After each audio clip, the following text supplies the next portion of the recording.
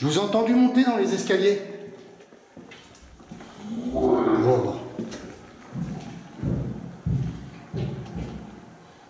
Ah, pas bon. Pas bon du tout, ça me plaît pas. Eh bien, bonjour à tout le monde. Aujourd'hui, on se retrouve dans le vlog du mardi pour parler de la fameuse investigation Un démon m'attaque. Allez, générique. Ce n'est pas une défaillance de votre téléviseur, donc ne cherchez pas à régler l'image. Vous êtes bien sur le paranormal du 24. Ok, pour les gens qui n'auraient pas suivi, dans cette maison, Un démon m'attaque, il y a eu deux investigations de fait auparavant qui s'appelaient la maison d'Henriette et après ça a été la maison d'Henriette le retour. Pourquoi la maison d'Henriette ? Lors de la première investigation que je fais dans cette maison, à la Ghost Box, il y a le prénom d'Henriette qui ressort. Donc j'en déduis que c'était la maison d'Henriette. Par la suite, je saurai que ce n'est pas la maison d'Henriette, au 3e épisode, et à la fin du 2e épisode, et que c'est la maison d'Henri, ce fameux Bernard Henri. Alors dans la première investigation, je suis tout seul, j'investis cette maison, et il se passe des fameux phénomènes, porte qui claque, mon pote qui se déclenche, enfin une entité veut me faire comprendre quelque chose, et des légers PVE. Je suis dérangé par la gendarmerie, qui voient de la lumière en pleine nuit, machin, ils s'arrêtent, ils ont été appelés par le voisinage, et donc ils me demandent de sortir, et ils m'expliquent qu'il y aurait potentiellement une personne dangereuse qui viendrait squatter dans cette maison. Dans le vlog, je vous en parle, et là vous me conseillez d'y retourner, mais accompagné. Donc je décide d'y aller avec Alex, et là ça va être la maison d'Henriette le retour. Et là j'y vais avec Alex, et là Fabien nous accompagne. On était 3, et on attaque cette investigation. Alors il se passe plein de choses aussi dans cette investigation. On a les portes qui claquent, on entend des grognements, il y a des PVE, concrets, et chose importante, c'est qu'on voit le spectre à la caméra de surveillance d'une entité démoniaque. La fameuse entité démoniaque qui par la suite va m'agresser dans l'épisode numéro 3 qui est Un démon m'attaque. Voici les images du démon.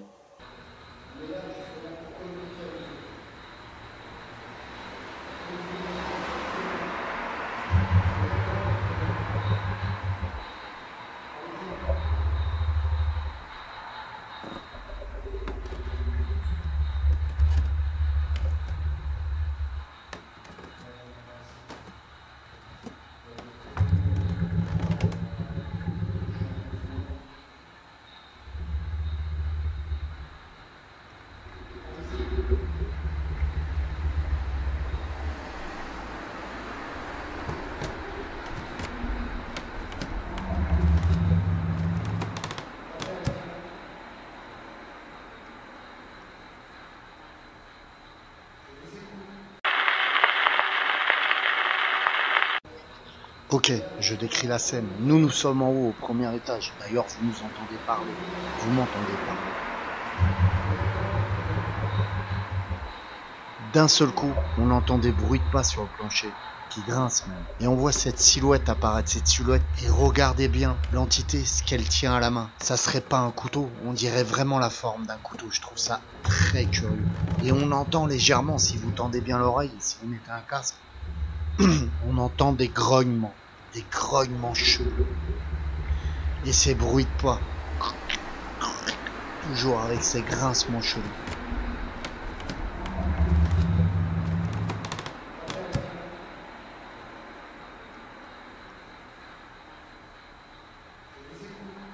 Maintenant, comme je vous expliquais dans le vlog du mardi de cette semaine,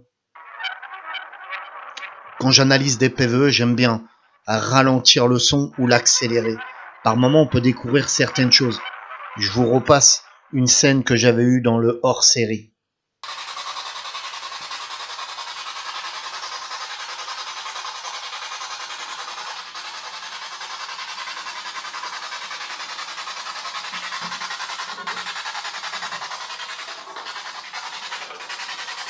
Il y a quelque chose qui m'a touché le dos. Il y a quelque chose avec nous, les gars. Le cadeau s'est mis en route à nouveau, Jack, on est d'accord? Là, je sais pas, je vais pas. Il y a 10 secondes. Il y a 10 secondes. Il y a 10 secondes encore. Ah ouais? Tiens-moi le mail, je vais le mettre devant l'écran parce que là, Vous avez bien entendu ce sifflement. Maintenant, reprenons la même scène et ralentissons-la. Vous êtes prêts? C'est parti.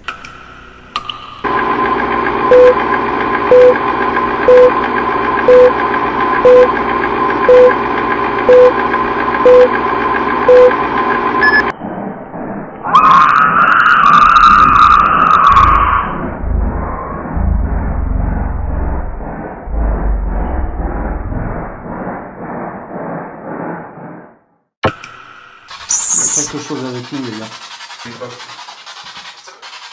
Ouais, t'as entendu, hein? Vous pouvez nous dire votre prénom, s'il vous plaît? Ça arrête pas de parler tout ça, là. On vous veut pas de mal. On veut juste rentrer en contact avec vous et vous aider si vous avez besoin. Et oui, en ralentissant la scène, j'ai pu obtenir un PVE concret. On entendait un genre de sifflement et en fait, c'était un PVE de la voix de cette femme qui était dans le hors-série. On l'entend crier, comme si elle était dans une autre temporalité qu'à la nôtre, mais elle interagissait avec nous. J'ai utilisé la même façon pour analyser ce PVE, sauf que là, je l'ai accéléré, jusqu'à arriver à une voix concrète. Écoutez ce que j'ai réussi à trouver.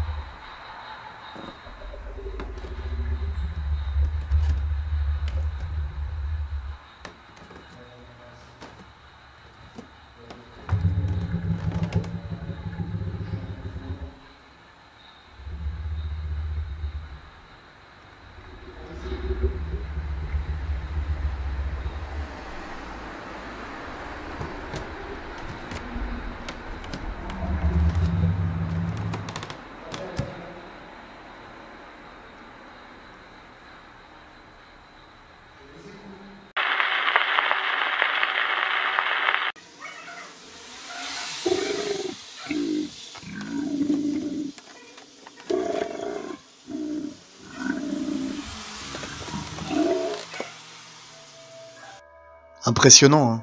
Quand on accélère l'audio, on arrive à entendre un attention, attention, et je ne comprends pas le reste. Et ces attention serait le grognement qu'on entend en vitesse normale. Et tout le reste c'est accéléré, ça veut dire que ça serait que le grognement qui serait dans une autre temporalité. Et pourquoi pas ça serait peut-être Bernard, ce fameux Bernard qui nous prévient en fait de faire attention à l'entité démoniaque. Impressionnant, hein. Alors j'ai voulu vous laisser la scène où j'analyse quand j'accélère le PVE, en fait, la vidéo en entier, quand je l'accélère et que ça donne ce attention, attention, attention. Je pensais à ce moment-là que Bernard nous prévenait, Bernard Henry nous prévenait d'un danger. Ce qu'il a fait aussi par la suite dans la nouvelle investigation, un démon m'attaque. Bernard Henry va me prévenir. On y reviendra comment, le pourquoi du comment et comment il me prévient. Donc, pour les gens qui n'ont pas vu La Maison d'Henriette le retour, je vous conseille vivement d'aller le voir et vous comprendrez les étapes qu'il y a eu dans l'investigation. Donc on peut se rendre compte concrètement que dans la deuxième investigation, La Maison d'Henriette le retour, le démon est beaucoup plus présent. Il apparaît sur une vidéo de surveillance. On entend des légers grognements régulièrement. Et à la troisième fois, quand j'y retourne dans l'épisode « Un démon m'attaque », là, on peut se rendre compte réellement que le démon est présent, est totalement présent. Là, ce qu'on va faire... J'ai du mal à respirer, j'ai énormément de mal à respirer.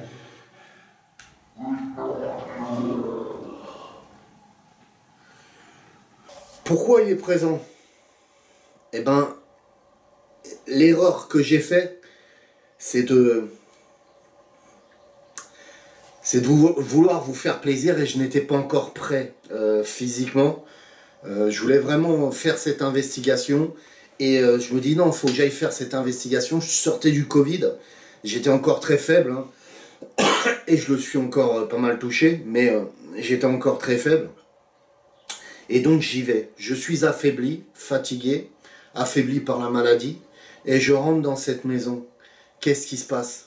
Tout se match, je suis seul. L'entité démoniaque prend le dessus sur moi. Et pourquoi elle prend le dessus sur moi? Parce que je suis affaibli physiquement et spirituellement à ce moment-là. Et donc elle crée des failles. Et là elle est beaucoup plus présente. D'ailleurs on peut la voir, hein, tout le long de l'investigation, elle m'attaque, elle essaye de me faire peur, etc. Alors chose complètement dingue, c'est cette fameuse sonnerie de téléphone. Je vous la fais réécouter.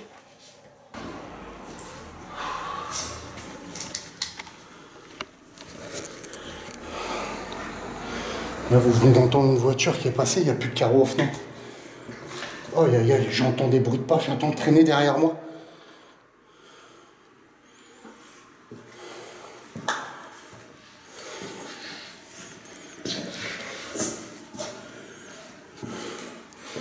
Oh, le téléphone. Mais c'est quoi cette dinguerie? Oh, la panique.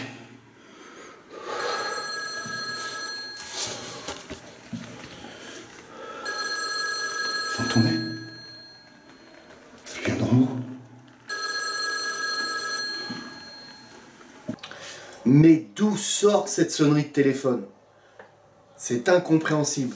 Quand elle se met à sonner, en fait, le son provient du haut. En fait, je sens la résonance et plus je m'approche de l'escalier, bah, je l'entends beaucoup plus fort. Et si vous remettez certaines scènes, vous pouvez vous rendre compte que le son du téléphone est beaucoup plus présent quand je m'approche des escaliers.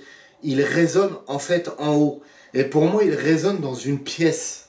C'est la première pièce en partant à droite. Je vais essayer de vous la mettre en vidéo si je la retrouve. Putain, on devionnait.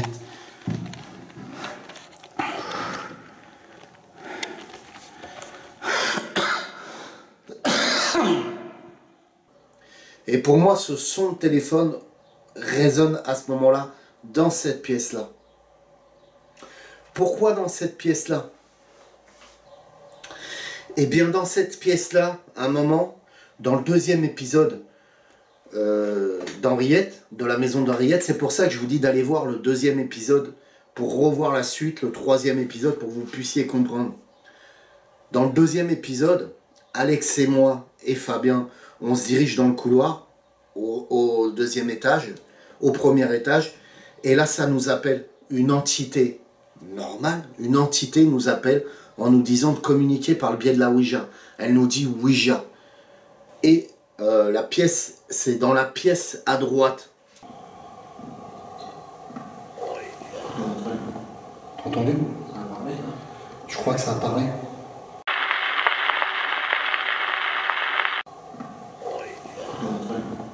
Entendez? Je crois que ça a parlé.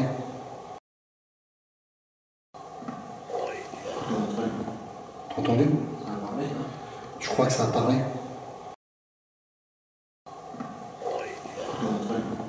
Entendez? Je crois que ça a parlé. N'ayez pas peur, mon prénom c'est David. Je suis avec Alex, c'est un ami, un frère. Et son grand copain Fabien. On n'est pas méchants du tout, on est là pour parler avec vous. La dernière fois, vous avez dû me voir.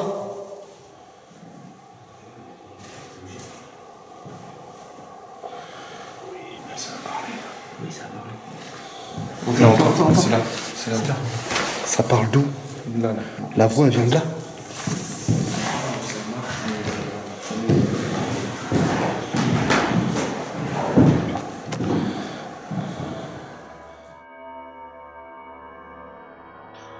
À plusieurs reprises, nous entendrons ce PVE.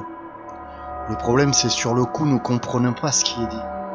Il y a qu'à la réanalyse que je sais qu'il parle de Ouija. Il insiste sûrement, l'entité insiste sûrement pour que je prenne ma table de Ouija. Elle sait que je suis venu avec une table de Ouija.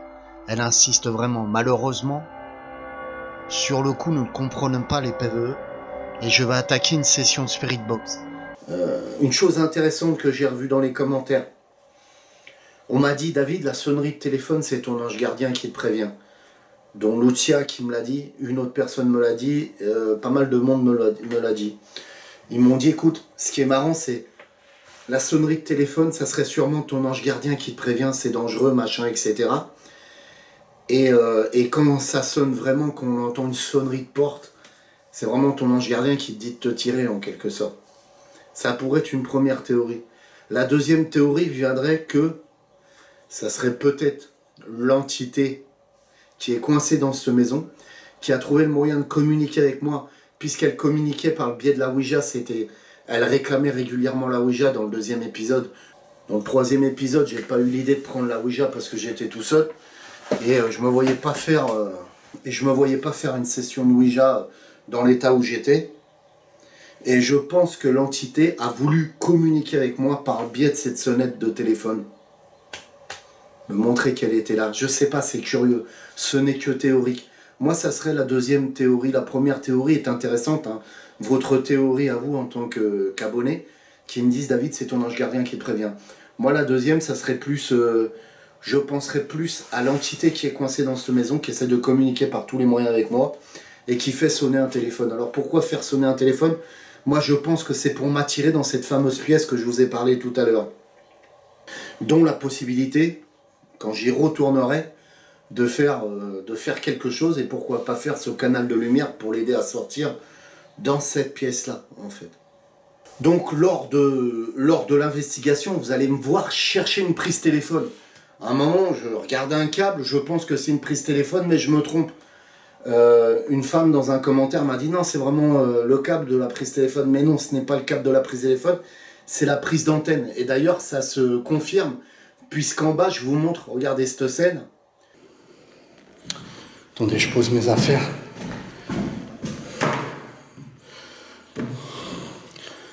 Regardez. Le câble que j'ai vu tout à l'heure, c'est un câble style ça.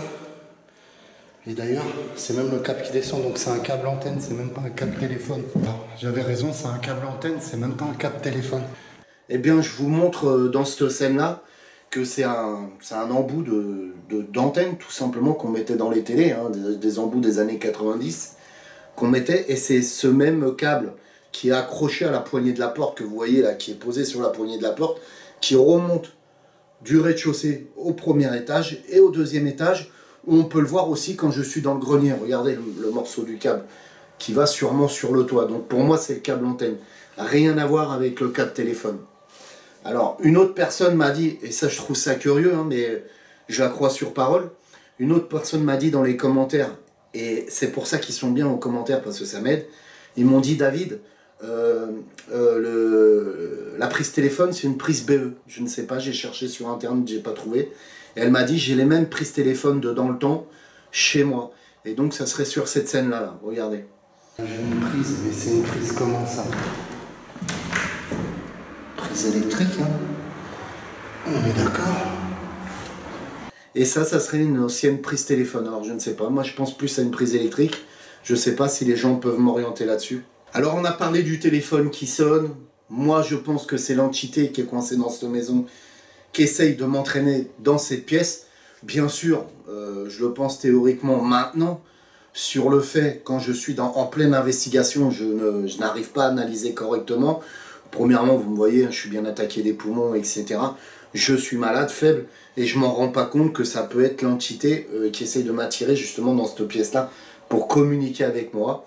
Est-ce que c'est une pièce où elle peut communiquer, pas être dérangée par le démon? Je n'en sais rien. Ça, on le verra à la prochaine investigation que je ferai là-bas, puisque je travaillerai beaucoup plus dans cette pièce-là pour essayer de rentrer en contact avec elle.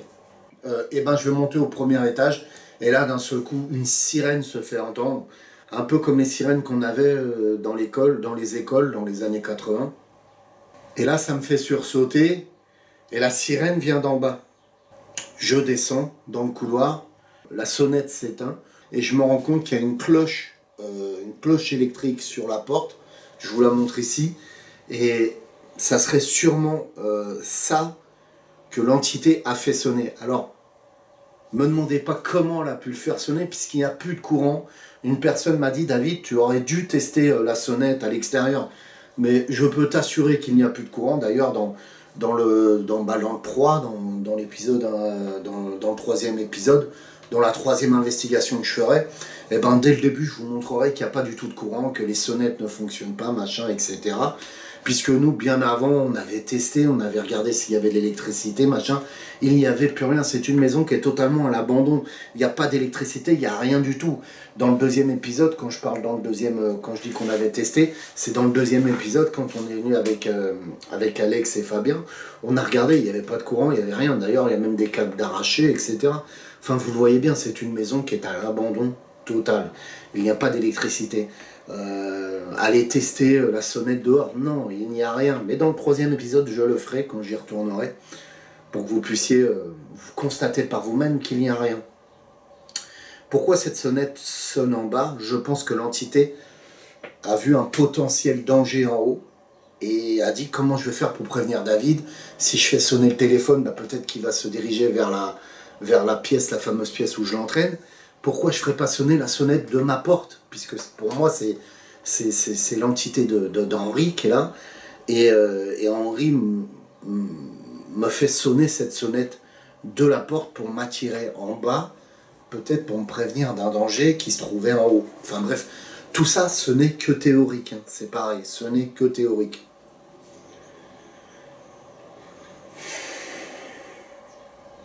Je souffle parce que j'essaye de réfléchir à le pourquoi du comment il a pu faire sonner un téléphone qui n'existe pas, faire sonner la sonnette de la porte où il n'y a plus du tout de courant. Je pense à des bruits résiduels. Peut-être que Henri est capable, en tant qu'entité, de créer ces bruits résiduels lui-même, puisque c'est des bruits qu'il aura entendus tout au long de sa vie. Hein. Il aura entendu cette fameuse sonnette de téléphone, cette fameuse sonnette aussi de porte, il la connaît par cœur. Donc peut-être que même si j'aurais été en face de la sonnette ne serait pas déclenchée, j'aurais quand même entendu la sonnette, puisque Henri lui-même l'aurait fait sonner, aurait transformé ce son, aurait créé ce son de lui-même, ou peut-être qu'il aura activé par une forme d'énergie spirituelle la sonnette, je ne sais pas. Je n'ai aucune réponse à ça, mais je vais essayer de trouver lors du troisième épisode, ce qui reste d'être très compliqué aussi au troisième épisode, parce que si j'y retourne, l'entité démoniaque va être après moi, je vais devoir aider Henri. Là, je vais essayer de venir avec une ghost box pour essayer de rentrer en contact avec lui, avec une Ouija, je vais essayer de me protéger, etc. Ça risque d'être assez compliqué le troisième épisode. On entend l'entité démoniaque, quand je suis au rez-de-chaussée, se mettre à courir dans le couloir et remonter les escaliers. Pour moi, c'est l'entité démoniaque à 100%, c'est pas l'entité d'Henri. Je fais une petite parenthèse sur ça. 2 ou 3 personnes m'ont dit, David, ça doit être le même démon qu'il y avait dans la maison du poltergeist, parce que pour nous, c'est la même voix démoniaque. Ce qui est totalement faux. Enfin, je dis pas que vous dites des bêtises, hein, mais ce qui est totalement faux, puisque moi, je suis sur place, j'entends ce démon. Il a une voix beaucoup plus grave, beaucoup plus accentuée. D'ailleurs, je vais vous montrer 2 scènes, en fait. 2 scènes différentes. Une scène de la maison du poltergeist et une scène de la maison d'Henriette, la maison où le démon m'attaque. Et vous allez comparer la voix démoniaque qu'il y a. Est-ce que tu as compris, démon?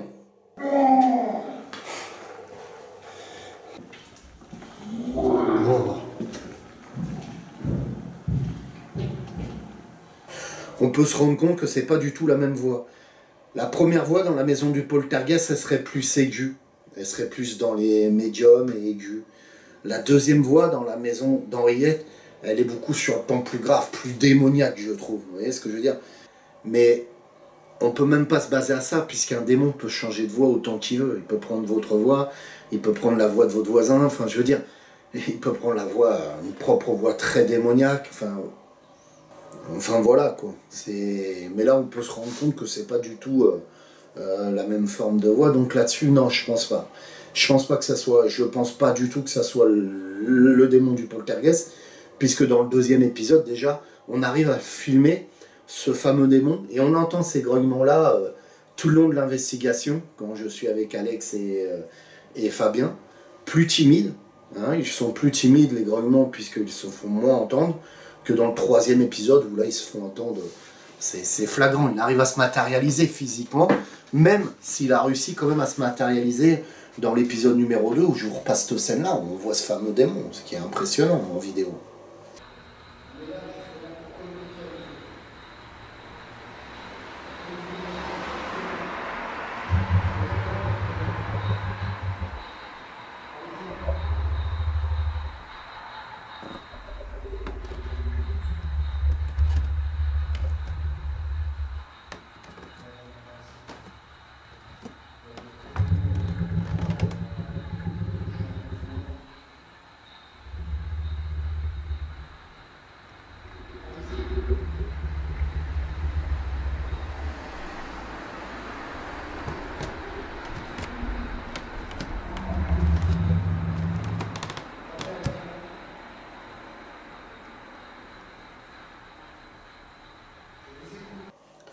Donc que tirer de cette expérience-là? Cette expérience-là, que tirer? Vous m'avez dit, hein, beaucoup de gens m'ont dit, David, t'as fait une connerie. David, tu t'es mis en danger pour rien. David, t'as voulu nous faire plaisir, tu t'es mis en danger. Vous le savez vous-même. Vous êtes là et vous dites, David, t'as voulu nous faire plaisir, t'as voulu y aller pour aider cette entité, mais tu n'étais pas prêt. Tu le savais toi-même que tu n'étais pas assez physiquement, spirituellement et physiquement requinqué, et tu y es allé quand même. C'est une erreur de ta part, David, fais attention à toi. Et ça, j'aime ça dans les commentaires, parce que vous n'êtes pas là, vas-y, fonce, on veut voir des vidéos, enchaîne. Non, vous êtes là, et David, mets le pied sur le frein, ou l'étrier, je sais plus comment on dit, pour faire freiner ta monture, parce qu'à un moment ou à un autre, il va t'arriver des bricoles. Et c'est ce qui aurait pu m'arriver dans cette maison. Puisque, voilà, j'ai les poumons pris, l'entité s'attaque à ça, ça lui crée une faille, machin, et elle est beaucoup plus forte à ce moment-là. L'entité démoniaque, je vous parle. Elle est beaucoup plus forte à ce moment-là. Je reviens sur une scène importante du début. Et on va analyser un PVE tout au début. Et moi, je pense que c'est la voix d'Henri qui me parle à ce moment-là. Allez, on la réécoute. Je connais pas ce symbole. Là, on est dans le salon où j'étais tout à l'heure.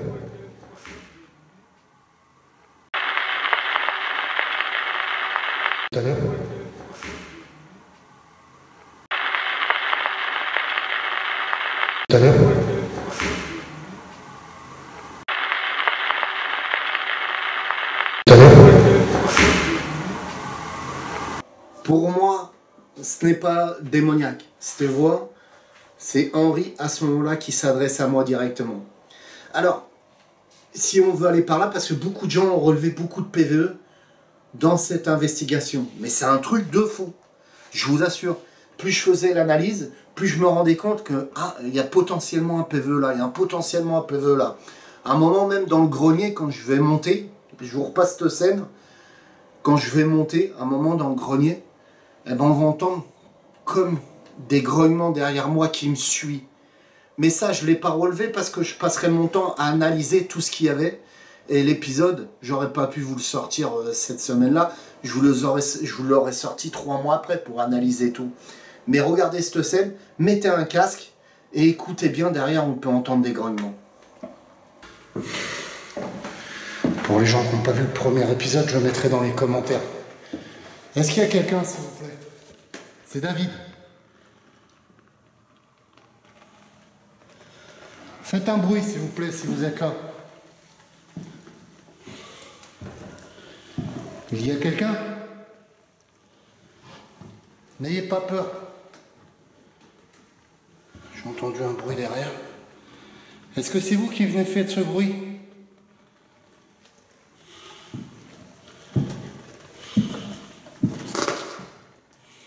Et tout le long de l'épisode, si les personnes prennent le temps de l'écouter avec un casque, on peut entendre des PE. Vous allez m'engueuler, je le sais, mais ce soir s'il fait beau, là il pleut, mais ce soir s'il fait beau, je suis en train de tourner le vlog du mardi et on est lundi matin.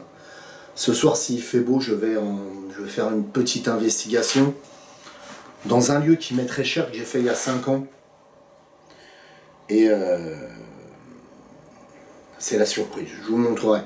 J'irai peut-être pas jusqu'à la libération, mais je ferai un petit saut de 20-25 minutes peut-être dans cet endroit. Je verrai comment ça se passe. Donc j'espère que j'ai tout dit. La prochaine étape pour cette investigation-là, pour la maison d'Henriette, ça va être d'y aller avec une nouvelle Ghost Box que je vais mettre au point. J'attends des pièces pour mettre au point une nouvelle Ghost Box. D'ailleurs, je dois en donner une à mon pote, à 2 amis à moi. Et j'attends ces fameuses pièces pour les finir. Et j'aimerais retourner, moi, fabriquer une Ghost Box aussi pour moi, pour y retourner avec une fameuse Ghost Box, pour essayer de rentrer en contact avec l'entité d'Henri, là-bas. D'ailleurs, ce qui est assez curieux, là, ça vient de tilter. Henriette, Henri. Henriette, Henri. En fait, la maison d'Henriette, en fait, j'avais appelé à l'époque, la première fois la maison d'Henriette, parce que justement, avec une de mes Ghost Box, j'avais capté le prénom d'Henriette, et je pensais que c'était Henriette. Et en fait, c'est Henri qui vit ici. Alors, de source sûre, hein, j'ai eu 2 personnes qui m'ont dit que c'était un agriculteur qui vivait dans cette maison, et qui s'appelait Henri. Donc c'est assez curieux. D'ailleurs on le voit sur le mur après, Bernard Henri. C'est assez curieux, je viens de penser à ça, peut-être un signe. Alors je voulais remercier tous les donateurs de ce mois-ci. Mon ami Michel qui m'a donné un don ce mois-ci. Mon ami Christophe, il va se reconnaître aussi, tous les mois qui me donne un don. Merci Christophe pour ton don. Mon ami Lucia qui m'a donné un don aussi. Ce mois-ci. Merci pour ton don, Lucia. Karine, qui m'a donné un don aussi. Je te remercie, Karine, pour ton don de ce mois-ci. Et Alain, qui m'a donné un don ce mois-ci sur PayPal. Je vous remercie pour vos dons. Je remercie aussi tous les tipeurs. Je remercie Virginie pour ses tips qu'elle me met sur Tipeee. Je remercie mon ami Del, qui me met régulièrement des dons sur Tipeee aussi. Merci, Del. Je remercie mon Réré. Tu te reconnaîtras, Réré, Eric, merci pour ton don. Et merci à Star aussi, qui m'a donné un don sur Tipeee. Et je vous remercie tous pour votre fidélité à la chaîne Le Paranormal 24. Je sais que c'est pas poli de pointer avec le doigt, mais je vous remercie tous pour votre fidélité, votre soutien. Vous êtes là, vous m'aidez. Les attaques, il y en a, mais vous êtes là pour les contrer. Vous êtes avec moi. Ensemble, on fait un bloc. N'hésitez pas à diffuser l'amour autour de vous. Je vous aime. À très vite.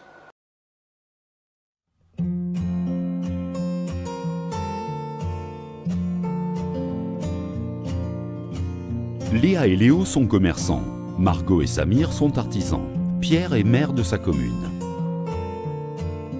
Leur point commun, ils habitent dans cette même commune. Tous utilisent wecop.org dans leur vie quotidienne. wecop.org nous a permis de réellement faire des affaires sur le web.